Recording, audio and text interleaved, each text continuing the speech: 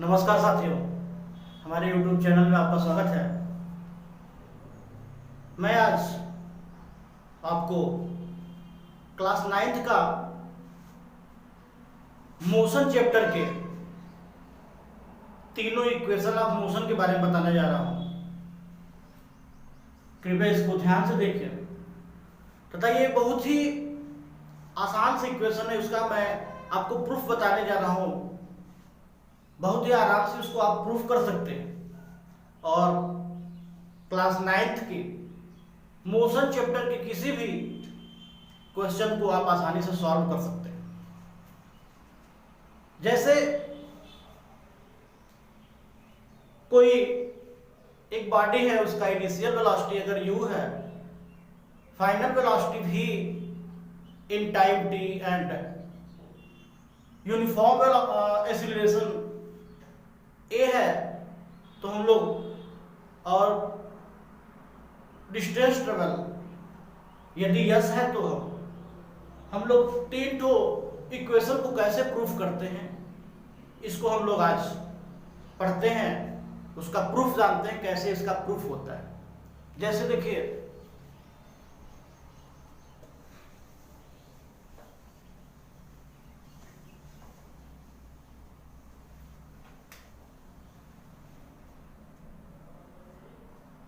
Equation of motion chapter का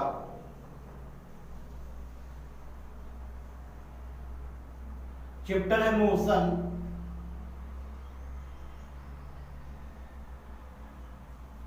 proof of equation of motion, proof of equation of motion.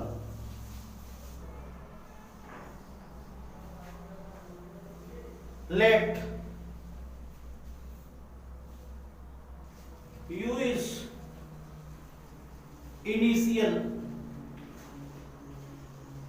velocity and v is final velocity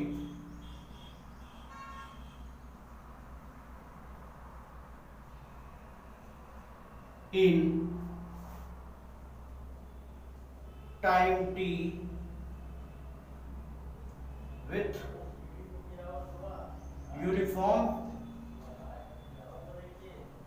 acceleration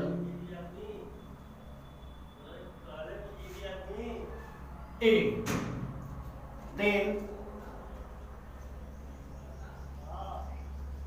definition of acceleration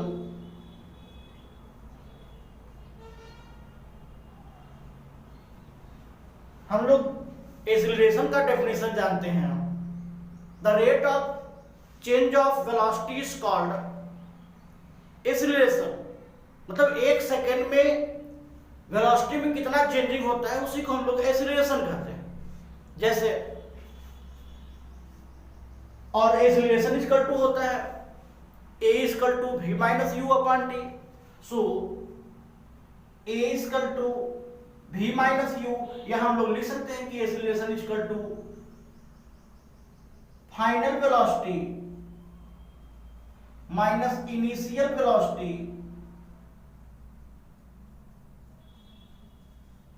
upon time taken.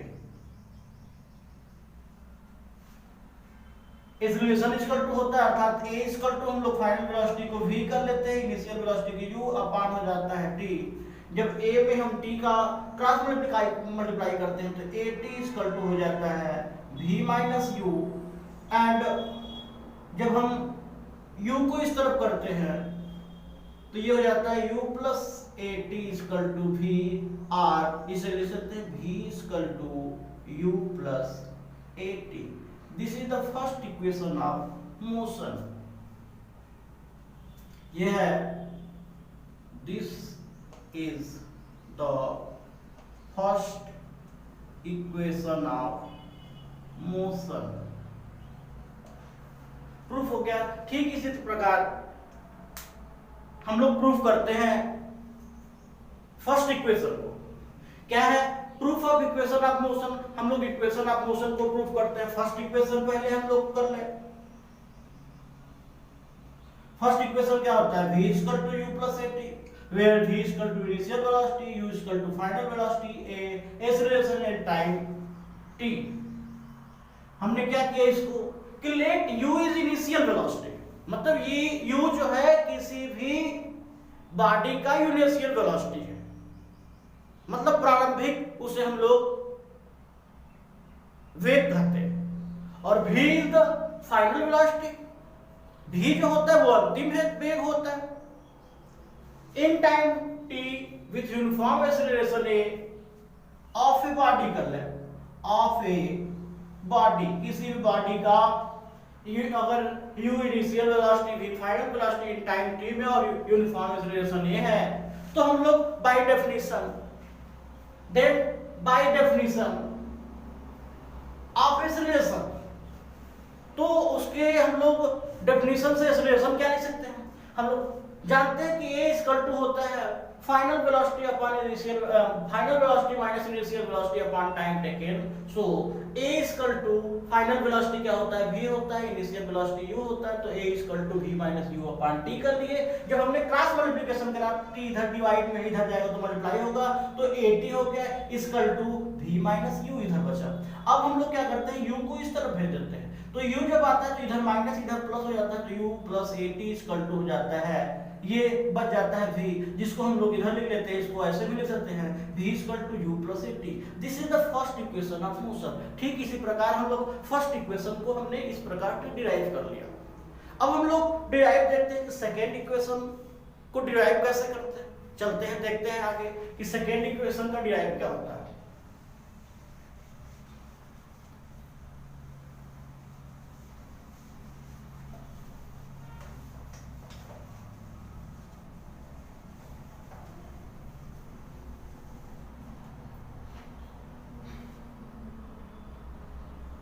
derive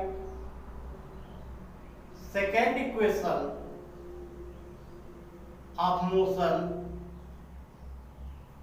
derive second equation of motion s is equal to ut plus half at square।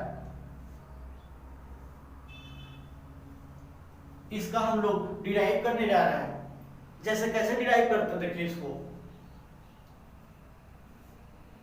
let u is initial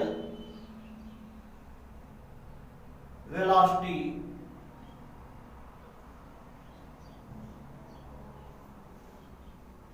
let u is initial velocity and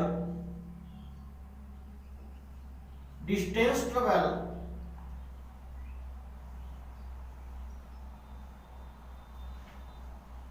s in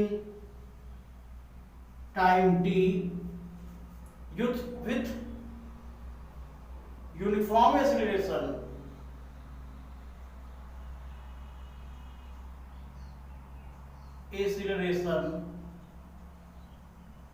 a।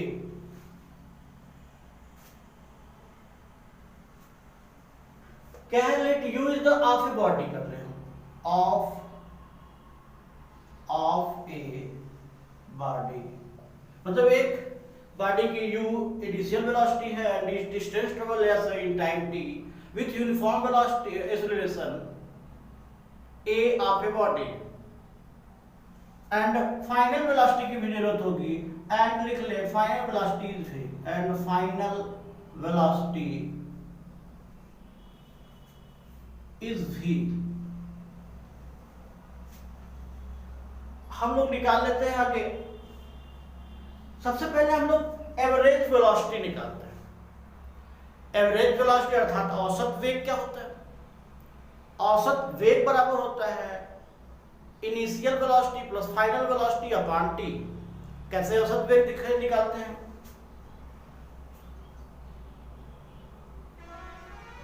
Average velocity equal to, इसको हम लोग v बार से denote करते हैं, average velocity u plus v upon 2 होता है।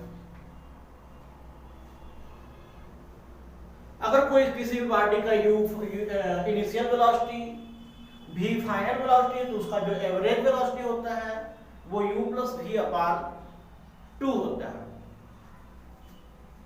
Then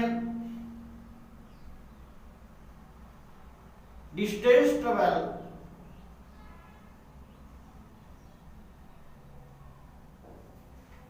s in time t, मतलब एक बॉडी अगर u plus v upon 2 average velocity से चल रही है तो उसके द्वारा t समय में कितना डिस्टेंस ट्रेवल होगा, कितना वो दूरी तय करेगी, अर्थात distance travel s equal to लिख लेते हैं u प्लस v अपान 2 और इनटू t कर लेते हैं। वी नो दैट, अब क्या करते हैं यहां पे, we know that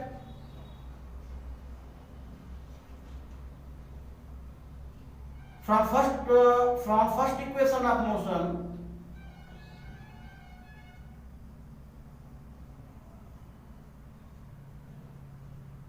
v equal to u plus at होता है, मतलब v का वैल्यू हम लोग जानते हैं, v के जगह हम लोग u प्लस at रख लेते हैं। So s equal to u plus v का वैल्यू रख देते हैं u plus at upon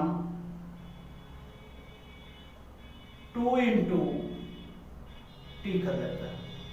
so s equal to ये हो जाता है 2u प्लस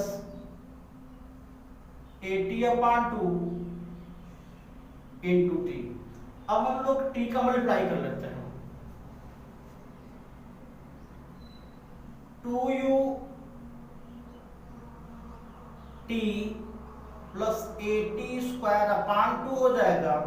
अब हम इस 2 को अलग अलग कर लेते हैं तो s इक्वल टू हो जाता है 2ut अपान 2 प्लस 80 स्क्वायर अपान 2। सो इसको लिख सकते हैं s इक्वल टू 2 से 2 कैंसिल जब होगा तो ut प्लस हाफ 1 अपान 2 को बाहर निकाल दिए, हाफ 80 स्क्वायर से बोलते हैं। This is the second equation of the motion. ये सेकेंड इक्वेशन ऑफ मोशन है s equal to ut plus half 80 square जो हमने ऊपर लिखा था।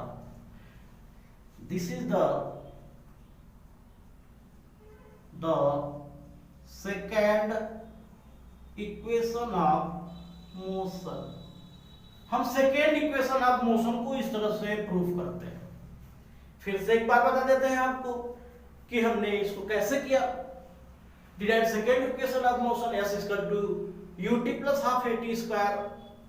Let u is the initial velocity and distance travel s in time t with uniform acceleration of a body and final velocity is v. Then average velocity is equal to average velocity v bar is equal to होता है u plus v upon 2। Average velocity जब औसत चाल हम लोग निकालते हैं तो दोनों को प्लस करके 2 का डिवाइड कर देते हैं, वो एवरेज वेलोसिटी निकल जाता है। तो v बार को हमने क्या किया u प्लस v अपान 2 कर दिया। Then distance travel s in time t, तो डिस्टेंस ट्रेवल s t समय में कितना होगा। अगर कोई भी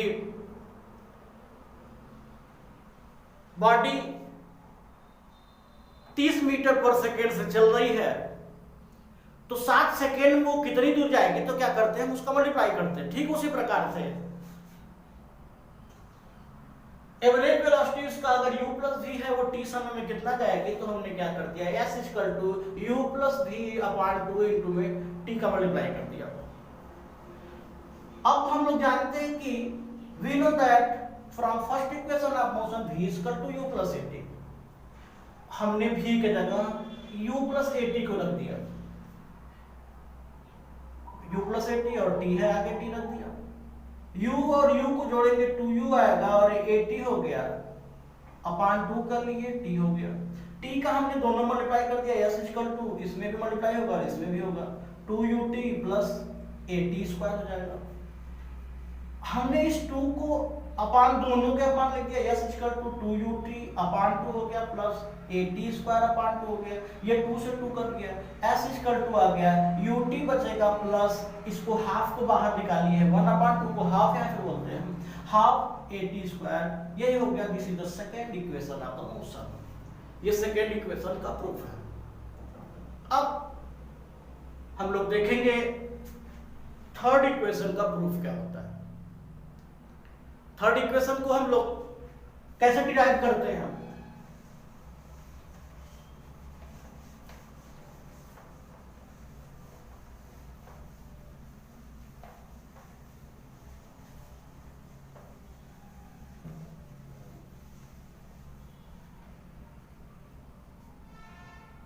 derive third equation of motion v square is equal to u square plus 2as। Third equation को हमको डिराइव करना है कि थर्ड इक्वेशन क्या होता है और इसको क्या डिराइव कैसे डिराइव करते हैं। ठीक वही लेट कर देते हैं हम लोग। Let u is initial velocity and v is final velocity in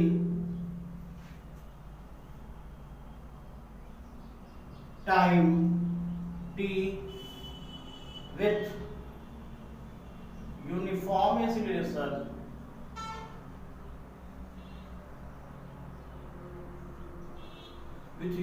acceleration a and distance travel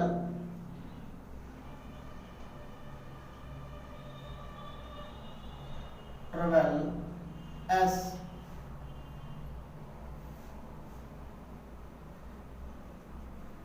we know that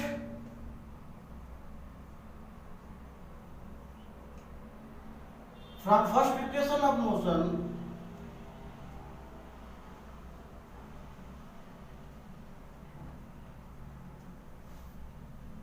v is equal to u plus at। मैंने लिख दिया कि u जो है इनिशियल वेलोसिटी है और v फाइनल वेलोसिटी।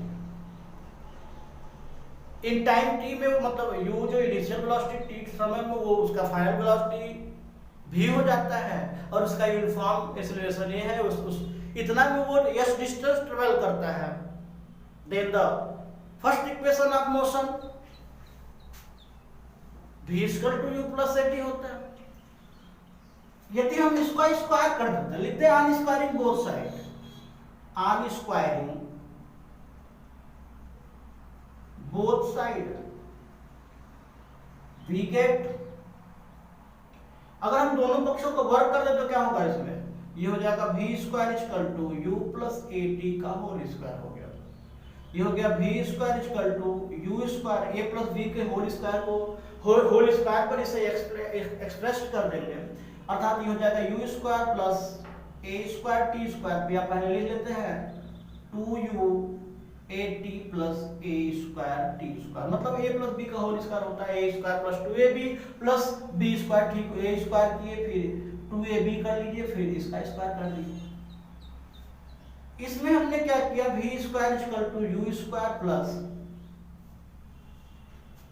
इसमें हम क्या कर रहे हैं 2a को कॉमन लेते हैं लेकिन इसमें 2a नहीं है, इसलिए हम क्या कर रहे हैं ऊपर नीचे 2 का मल्टीप्लाई और डिवाइड कर देते हैं इसमें 2 को कॉमन लेने के लिए।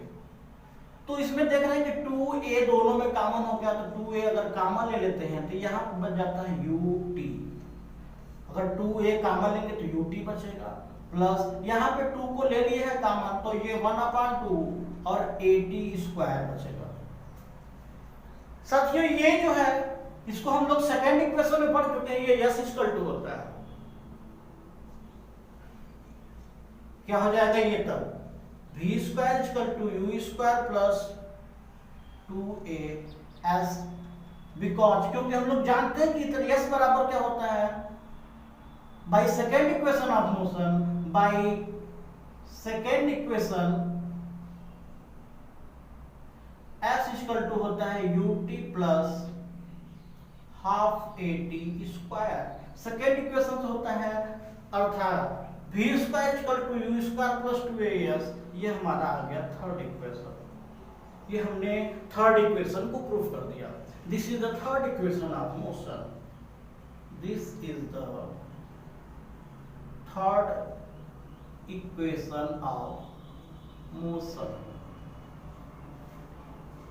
हमने तीनों इक्वेशन को 1 बाय 1 करके प्रूफ किया। अगर ये प्रूफ आपको न समझ में आता हो तो हमें कमेंट के माध्यम से हमें बताने का प्रयास करें, तथा यदि हमारे चैनल को सब्सक्राइब नहीं किए हैं तो कृपया सब्सक्राइब करें और अपने मित्रों में भी शेयर करें।